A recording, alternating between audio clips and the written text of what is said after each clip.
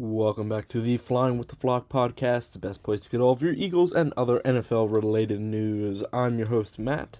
And ladies and gentlemen, we are only a few days away from free agency officially opening and only 2 days away from legal tampering period to begin. So a lot of the NFL offseason is going to kick off.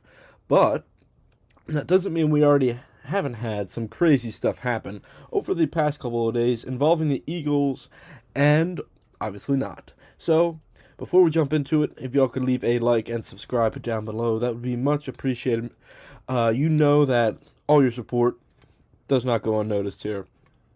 And I keep trying to up my game here. Obviously, this episode will have we'll jump right into that. So this episode is going to be a lot less about the Eagles. There's going to be some stuff I'm going to touch on, but there's going to be significantly cut back Eagles content this week because there's nothing like too crazy going on with them. Some of the bigger news coming out of the NFL we'll talk about what every NFC team has to do. Out of all of them, I will cover the Eagles last, and that will touch on some of the news that has been happening and where I think that they need to go over the next week or so to get them in a prime position to make another run in the postseason. So, let's jump right into it. Let's jump into some of the top news stories that have come out over the past few days. To me, obviously, the biggest one would be the Maxx Crosby trade. So, Maxx Crosby officially was traded to the Baltimore Ravens for 2 first-round picks, so 2026 and 2027 first-round picks. And so the Raiders will now have 4 first-round picks over the next 2 years. So, looking at it from both sides, the Ravens, they just hire a defensive-minded head coach in Jesse Minter. Minter brings in one of the best edge rushers in the game currently, which is only rivaled by Myles Garrett is the best. Maxx Crosby is probably behind him, and then you have guys like Trey Hendrickson and Aiden Hutchinson, who you could debate would be 3 or 4. And so if you bring in a guy like that into a division that's already stacked, it definitely helps build up their defense a bit. They have linebackers like Roquan Smith, safeties like Kyle Hamilton, so they already have a lot of pieces there. Bringing a guy like this to put on their defensive line to pressure quarterbacks is going to be a major boost for the Ravens moving forward. When we're coming to the Raiders, they need to start rebooting and rebuilding. And the best way to do that is get some picks. If you get multiple first-round picks and if things go your way, you might get 4 franchise-setting guys. Obviously, they're going to probably take Fernando Mendoza, number 1 overall this season, and then possibly take a wide receiver in the first round as well, or bring in a left tackle. The left tackles and wide receivers are going to be pretty good, and a lot of depth at those positions in this draft, and so it would not surprise me if we see quarterback and another offensive position taken in the first round by the Raiders this year. The Raiders will ultimately start to move forward. They've already been rumored to possibly be bringing in a veteran quarterback to start. So before Mendoza gets there, or before Mendoza actually takes some starting snaps in the NFL. And I wouldn't be surprised if they take a swing on a guy like Kirk Cousins and such, who will be cut in the coming days, or they're getting rid of Geno Smith, so they wouldn't bring him back in, or not a guy like Kyler. Kyler would cost too much. Maybe a guy, because Kyler Murray was officially cut, which we'll talk about once we get to the Cardinals. Maybe a guy like Tua. I don't think that would be a horrible situation for Tua, going to a Clint Kubiak system and being the starting guy ahead of Fernando Mendoza. But we're going to have to wait and see for the Raiders.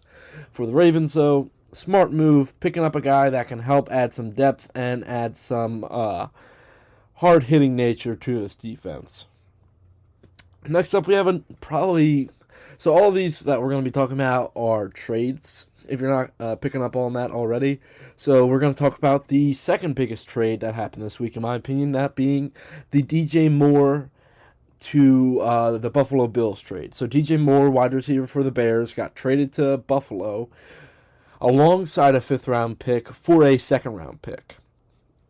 The Bills, like I said last week, needed a number 1 wide receiver. Guys like Brandon Cooks, they're good. Who else do they have in there? Keon Coleman, he's fine. But they really needed to bring in a guy that would be a dynamic playmaker for Josh. And so the Bills finally get that number 1 wide receiver that they've been desperately needing for a couple of years now since Stephon Diggs has left. The Bears also, they get a 2nd-round pick, so they get to build around Caleb Williams a bit. Maybe build up some of that defense and make that a little bit more, staunch. But the Bears, a little piece of this that nobody's really talking about to me is that the Bears really get to allow their 2 young wide receivers to flourish in their system. Both guys could be a number 1 wide receiver depending on the game that they're kind of playing.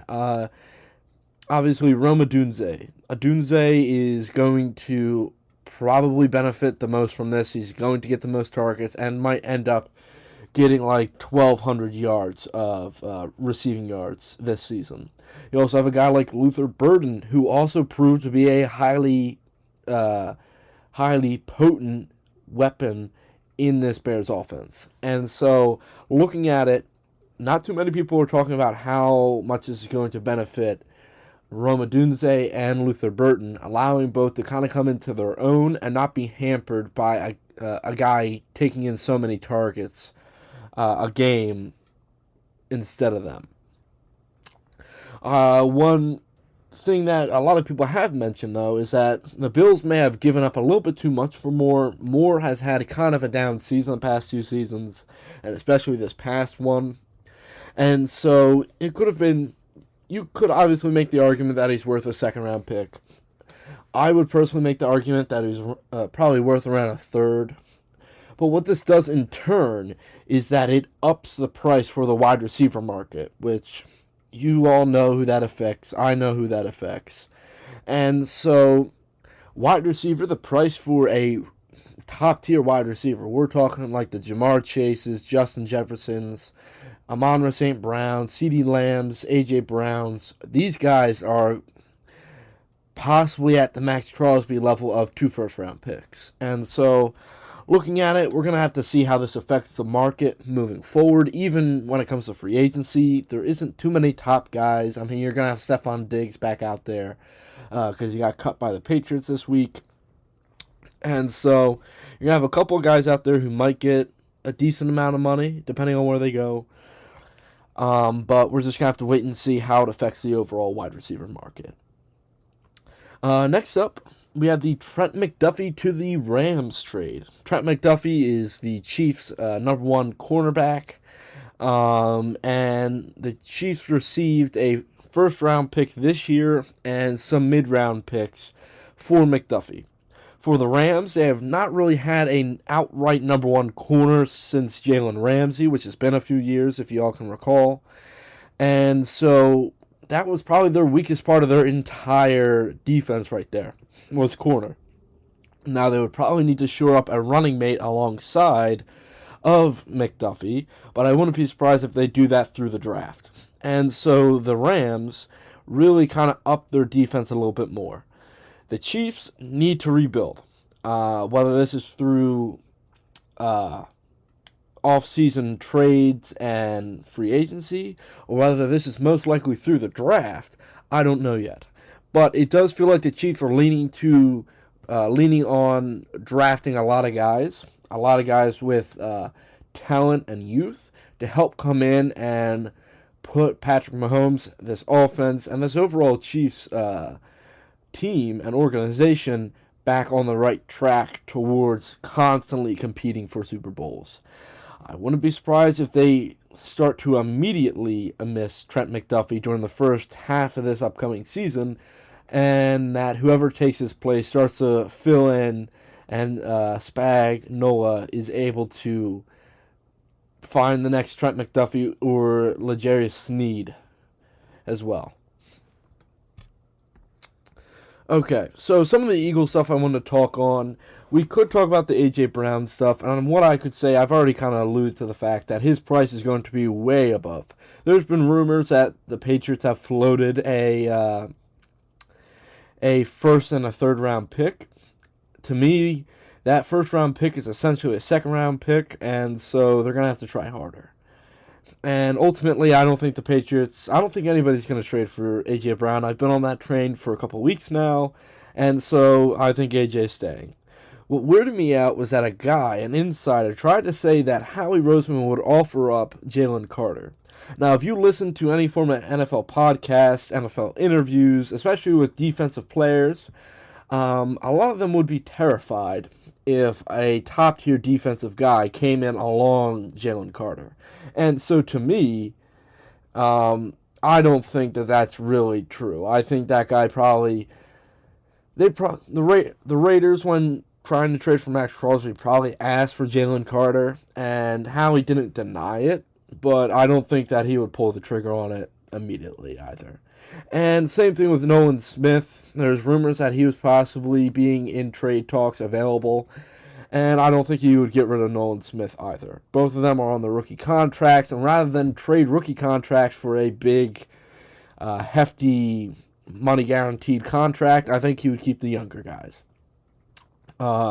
Reed Blankenship, after Cam Curl got re-signed by the Rams, I think Reed Blankenship is gone. He's going to go get himself a bag, which is well-deserved. And so that leaves the safety position wide open there. Nakobe Dean, I think, is gone. I think we're going to get outpriced for him.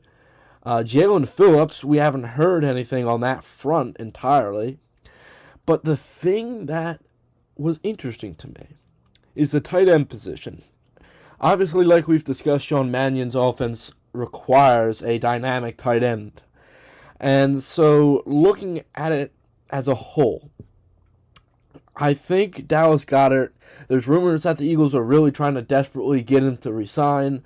I think that he might walk, but there's two options. I think they bring in a guy either like Charlie Kolar, a backup tight end from the Ravens, who kind of fits Sean Mannion's style of being able to block for the outside zone runs, while also being able to catch a little bit, and probably being slightly cheap.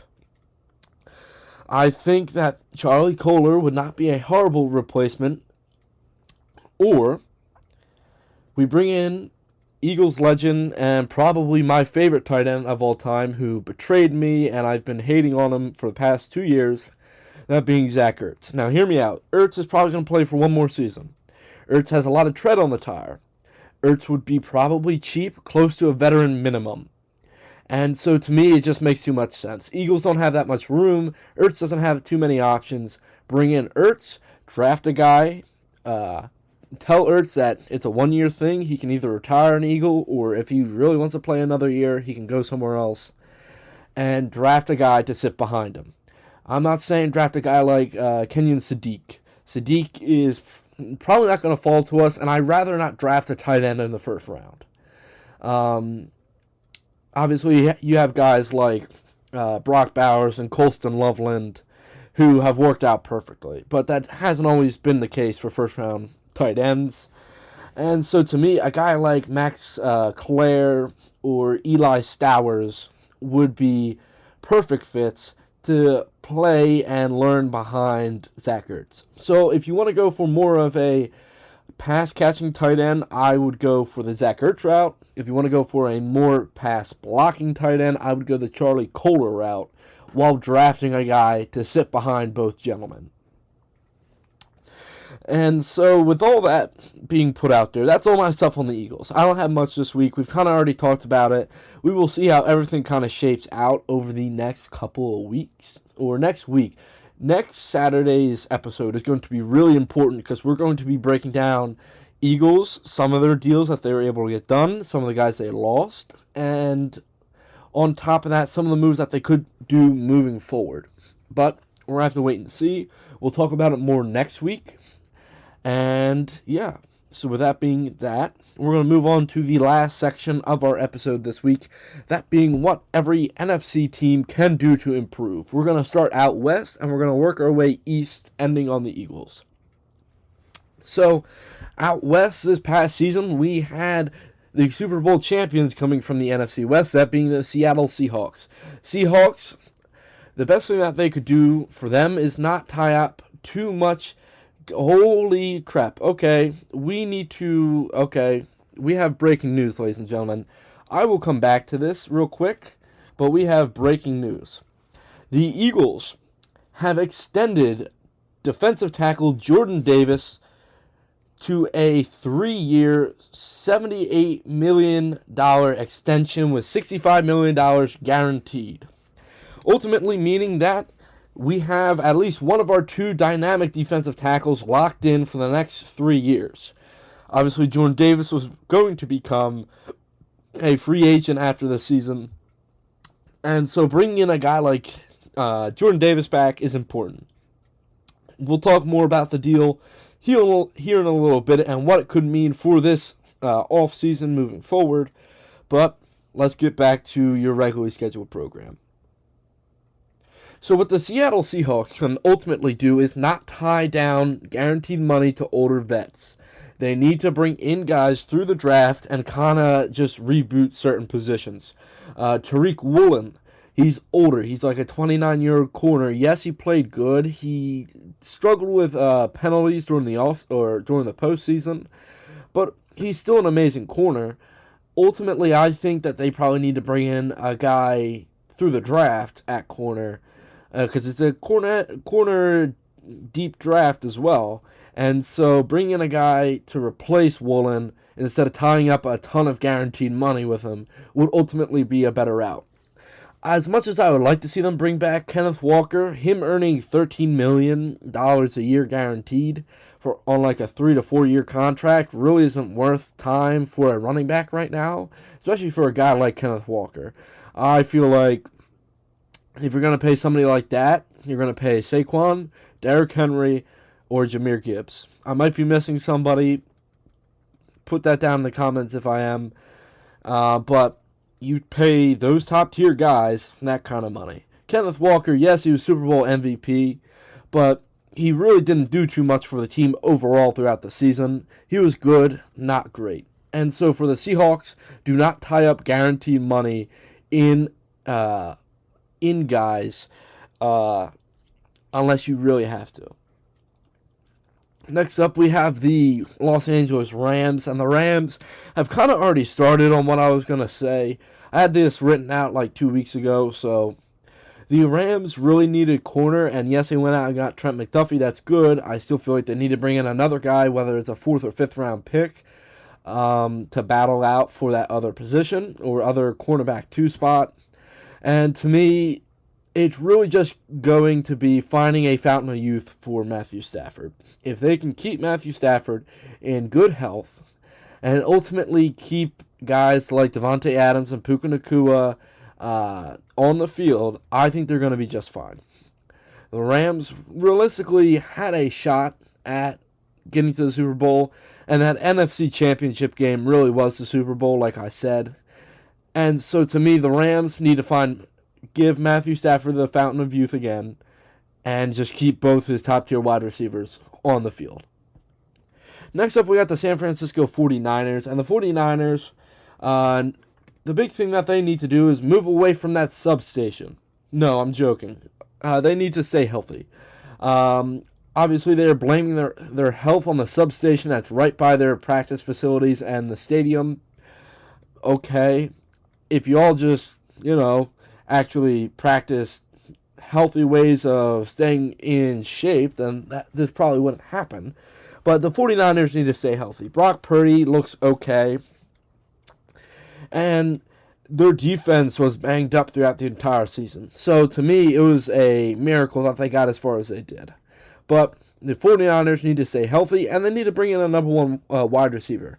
With George Kittle being down, and Juwan Jennings moving on, Brandon Ayuk moving on, it would be safe to say that Ricky Pearsall is not going to be your number 1 wide receiver. So, ultimately, trade for a decent wide receiver or draft a guy that can come in and be a dynamic playmaker alongside Ricky Pearsall. The Cardinals. The Cardinals are in this interesting situation. They just cut Kyler Murray from their team. And so that was one major thing that I wanted to talk about, was that Kyler Murray needed to go. It was time to kind of move on. And as of right now, it seems like they're going to stick to Jacoby Myers, though they could draft a guy like Garrett Nussmeier or Drew Allard. One of these other guys throughout the draft that could be decent. Or Talon Green, who also did a pretty good job at the NFL Combine. And so I feel like they need to draft a quarterback. It doesn't have to be first round, but it can be later. Their defense, maybe shore up a couple spots like safety or shore up some spots on the offensive line. But to me, right now, they need to find a franchise guy. And it doesn't mean that he has to start this season, but they need to find a guy that they can bring in and develop and ultimately become the starter in the next 2-3 years. Moving on, we have the NFC South. And so we're going to go with the Carolina Panthers, who were the team that kind of won the division. And so to me, the Panthers really just need to find offensive line, bolster that offensive line, and bolster that defensive line. Bryce Young did okay this season. I was hoping for more, and I think we've kind of seen like where Bryce Young is going to plateau at. Is right at this level where he won't win you games, but he won't lose you games either. And so the Panthers realistically need to protect him and give him as much time as possible. They also need to bring in, so building up the trenches is definitely number one for them. Bring in a running mate alongside Teratone McMillan is also a big decider right there. There are a couple of positions like running back and wide receiver that that the Panthers are going to have to deal with during the draft and during free agency. And I think bringing in a good running back for Bryce to rely on is a solid move. Bringing in a running mate alongside Teratone McMillan is a good move. Maybe a Stephon Diggs could fit in down in Carolina and bring a veteran wide receiver to that room and allow Bryce Young to have a trusted guy that can ultimately elevate his game a little bit. So, number one, build the trenches, and number two, bring in some offensive weapons for Bryce. Next up, we have the Tampa Bay Buccaneers. And the Buccaneers fell apart, and it wasn't completely their offensive play callers' fault. Todd Bowles just doesn't know how to run an offense at all. Obviously, he's a defensive-minded head coach. I know that.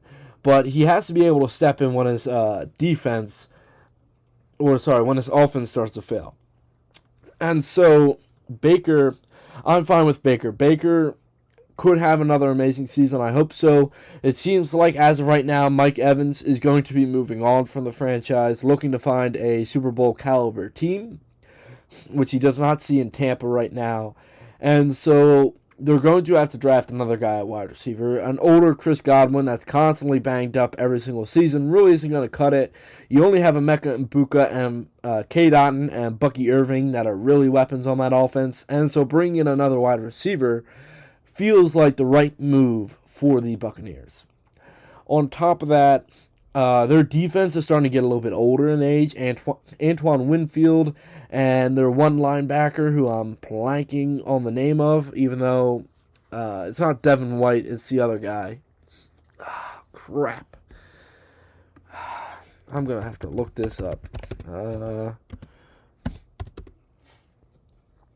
Nope, that's not who I... Lavonte David, that's it. Lavonte David, Jamel Dean, like I already mentioned, Antoine Winfield. These guys are starting to get older. How old? Yeah, Lavonte David is 36 years old. They need to start revitalizing this defense through the draft. They were at their best when they were with a young defense that were talented. That's when they won the Super Bowl with Brady. Now, obviously, they had Brady, which helps winning a Super Bowl.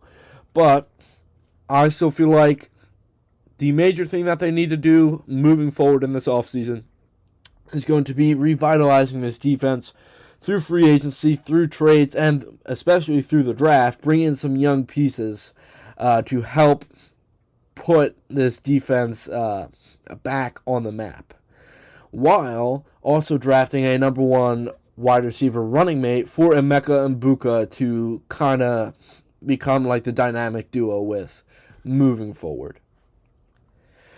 Next up, we have the Atlanta Falcons. Now, the Falcons are an interesting situation. I don't know if they're completely sold with Michael Penix at quarterback. I think he'll get the start at the beginning of the season, but I think they're going to draft a guy, maybe a Garrett Nussmeier. He kind of fits in that style of drop-back offense with Kevin Stefanski. And so I think that their biggest need is quarterback. They need a guy that can come in and direct the huddle and ultimately up the games of Drake London and Kyle Pitts. Bijan Robinson is going to continue to keep doing his thing no matter who's at quarterback. But I just think they need to bring in a good quarterback that knows how to sling the rock, whether it's a veteran guy like a Kyler Murray, or whether it's a guy like Garrett Nussmeier through the draft that can come in and dominate. Obviously, I don't think they're going to they don't have a first-round pick at all. So they can't even take a guy like Ty Simpson or a guy like Cade Klubnik, who looked even better. Maybe you could take Klubnik in like round 5. I feel like that might be a smart move for them. Keep the guy in, keep him close to his hometown, but we'll have to wait and see what the Falcons do. But offense is their biggest struggle, and keeping their defensive edges out of prison would also be a smart decision as well. Lastly, we have the New Orleans Saints here. The Saints ultimately need to trust in Tyler Shough, in my opinion, and need to build up the trenches. Offensive line and defensive line need a lot of revitalization here. Cam Jordan on the defensive side is most likely leaving, and so that's a franchise cornerstone who's now gone. We need to bring in a guy that can play like his head was set on fire at defensive edge, while bringing in some stud defensive tackles as well. Offensive line needs to be at least serviceable this upcoming season for Kellen Moore's offense to kind of come to fruition, as well as bring in some weapons as number 2. Tyler Shough, I don't even know who their wide receivers are besides Chris Olave. And so bringing in some guys for Tyler Shough to play with would be an amazing thing for this overall offense. Do I think that they're going to do that? No. But we're going to have to wait and see. But big thing is going to be offensive and defensive line for this Saints team. Next up, we're going to move over to the NFC North. We're going to start with the Chicago Bears. And the Bears realistically just need to stay calm. They, to me, had one of the better shots to knock off the Rams throughout the playoffs, and it was really close. Caleb Williams is going to continue to develop, maybe bring in some offensive line guys, because I believe their center just retired. So maybe drafting a center or maybe getting a under-the-radar center in free agency would not be a horrible idea, while also kind of shoring up this defensive line. Although they got people like Sweat on the line, it ultimately needs to be a little bit more dominant than what it is. Kind of put that pressure on opposing quarterbacks and then get the ball back for Caleb Williams. But to me, the big things that Chicago needs to continue to work on is in the trenches for both sides of the ball. Next up, we have the Green Bay Packers, and the Packers need to stay healthy. Similar to the 49ers, they could have been an even better team if they had a decent bill of health. Obviously, Micah Parsons going down is not going to help much late in the season as well. And so we're going to have to wait and see where the health of Micah Parsons is by the start of the season. Maybe just really staying healthy and bring in a top-tier wide receiver. Jordan Love is kind of stagnating in his development over the past couple of years, and so we need to bring in a guy that's going to come in and dominate and allow Jordan Love to have a reliable and halfway decent target. I'm hoping a guy like Matthew Golden can develop into that, but I just don't know yet. But we'll have to wait and see what direction that the Packers go. But first and foremost, health is wealth in this league, and then bring in a top-tier wide receiver for Jordan Love. Next up, we have the Detroit Lions, and the Lions are an interesting situation because they have offensive linemen either retiring or requesting trades or to be released. And so that is so weird for me. I've never seen like 3 separate guys do that. I think we had a trade, we had a retirement, and we had a requesting a release by their left tackle, might have been right guard and center. And so that's just really weird to me. Obviously, they traded for center from the Patriots. I believe they got the Patriots starting center. But that means overall, they need to develop this offensive line, and they need to develop the secondary. Secondary has to have some younger pieces come in to help rejuvenate how they move and staying healthy. And to me, the Lions, if they can do those 2 things, build up the secondary and build up the O-line with youth and guys that can have been proven in the NFL to stay healthy, then I think they will be on the right track. Next up, we have the Minnesota Vikings, and the Vikings are in an interesting situation. That being, they are like roughly $40 million under the cap, which means they have to cut a lot of players to save $40 million. How that happens, I don't know. But, so looking at it as a whole, they are, I think, cutting a lot of guys. They cut one of their top defensive linemen, Grenard. They're cutting Aaron Jones. I think they're cutting like an offensive lineman or 2. So they're going to be in purgatory for probably 2 years, if you want my opinion. And so I hope I'm wrong. And I hope J.J. McCarthy develops. But to me, they need to bring in a quarterback that can actually come in and win them some games. Justin Jefferson was way underutilized in this offense, and I hope Carson Wentz used Justin Jefferson more than J.J. McCarthy did the entire season. Carson Wentz only played like 4 games. And so that is slightly concerning. But to me, the Vikings need to come in. They need to shed as many of these heavy veteran contracts as possible and start rebuilding through the draft. Whether it's on the offensive line or defensive line, I think that would be a solid start for those both those positions. And so O-line, D-line, trenches as a whole need to be focused on through free agency with young, under-the-radar guys on cheap deals while bringing in some rookies on rookie contracts to fill some of these holes on offense and defense. So when I'm going to boil the Vikings out, there are so many things I could talk about with the Vikings. I think they should get a new quarterback. I think they should bring in a guy that heavily competes with J.J. McCarthy, maybe through the draft. But they need to focus on filling some of these holes that they're cutting right now, like defensive edge, running back, offensive line. They need to fill some of these holes with younger guys, hopefully rookies that can pan out over the next couple of years. Lastly, we're going to move over to the NFC East. We're going to start with at the bottom of the basement being the New York Giants. Now, the Giants are, I think, way too optimistic for what their situation is. They still don't know if Cam Scatterboo is a long-term kind of guy at the running back position. They don't know if Jackson Dart is a long-time guy at the running back position. And having watched Tua and knowing that Jackson Dart has already had 2 concussions in his career, I'm not sure how long it's going to be. And so, yes, these guys that they drafted are dynamic guys, but the length of their career is slightly concerning. Now, I'm not going to say to go out and grab a running back or a quarterback, but maybe bring in a veteran guy or 2 at both positions.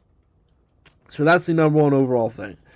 is teaching these guys, these sophomores, how to protect their body and keep them right throughout the entire season. They also need to tell that to Malik Nabers, and hopefully they have him for an entire season. On top of that, I would not be surprised if they start shedding some of these heavy veteran contracts on defense and then drafting some guys. They already started it with linebacker Bobby Okari, I believe. And so you might see more of that coming in the next couple of weeks.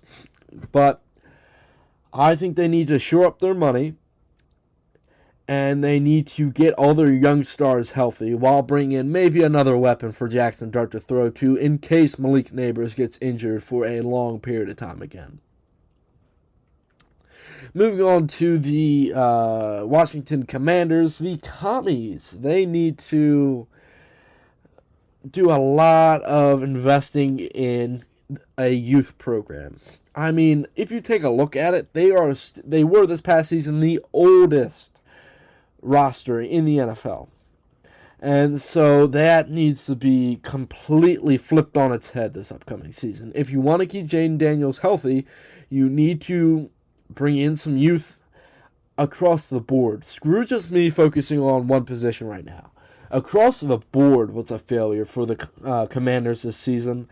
And they need to start bringing in guys that can compete with these older vets. They need to bring in guys through the draft to compete.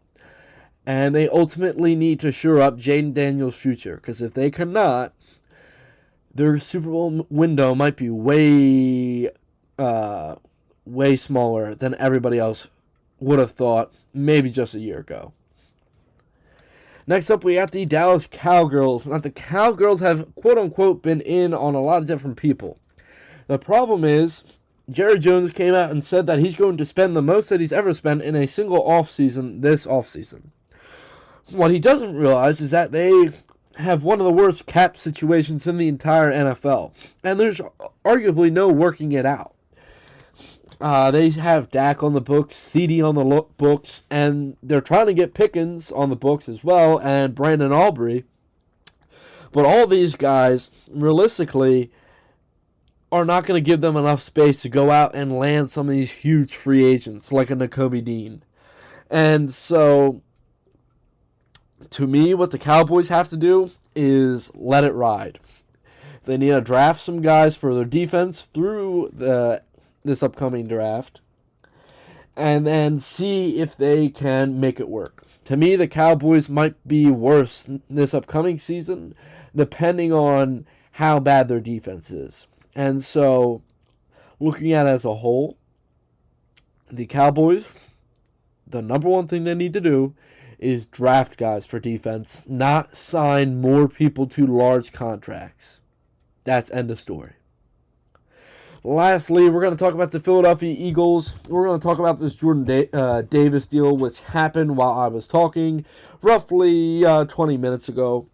So Jordan Davis, that's a key piece to Howie's master plan when it comes to shoring up some more cash for this offseason. I feel like Jordan Davis is going to be an amazing piece to continue to come back and try to earn another ring. I remember when he got drafted, and so this is well-deserved. But in the master scheme of things are going to start to get even tighter with money in the next coming off seasons. But what can we do to get better this off season? Well, focus on the tight end position, I will say, and focus on the safety position. Those two positions are going to be of major importance in the next couple of weeks. I don't think, obviously, we're going to get Reed Blankenship back. People have suggested getting C.J. Gardner-Johnson back for the safety position. And so there are a lot of underlying guys, like C.J. Gardner-Johnson, bringing him back for safety, which I'm not a huge fan of, but we can discuss that at a later date. Bringing a guy like maybe Charlie Kolar for the tight end position and then drafting a guy. Maybe drafting an edge rusher to kind of fill in behind Nolan Smith and Jalix Hunt. And maybe getting a guy like Benjamin St-Juste to put alongside Quinyon Mitchell. It's kind of like putting a decent gauze on an open wound, but we still need to find some stitches to make it a permanent fix. I would still love for Denzel Ward to get cut. As of right now, I have not heard anything else about Denzel Ward, but I would still love him to get cut and then take a cheaper deal to come play with the Eagles for the next 3 years. But pipe dreams will be pipe dreams, and everybody else understands that. So, of importance, the Eagles need to focus on the tight end position first, safety position second. It's basically 1A and 1B. They need to focus on both positions early here. And then focus on bringing in some rookie deals or some cheap veteran deals to plug in at positions of need. And so that's it for this episode of the podcast. I want to thank you guys for listening. Again, this upcoming week is going to be a little bit wild, so hold on to your pants there. Obviously, we already have Eagles wheeling and dealing, obviously, with the Jordan Davis deal. So we're going to have to wait and see how they kind of shape everything else out. But to me, Jordan Davis, his deal is well-deserved. $65 million guaranteed is a lot of money. You better prove it with a ring or two. But we're going to have to wait and see on that. So, if you guys really enjoyed this episode, follow us on Twitter. Leave a like and subscribe down below, which is much appreciated. And I hope you all have a wonderful rest of your week, and I will talk to you next Saturday. And one last thing before I go. Remember, go Birds!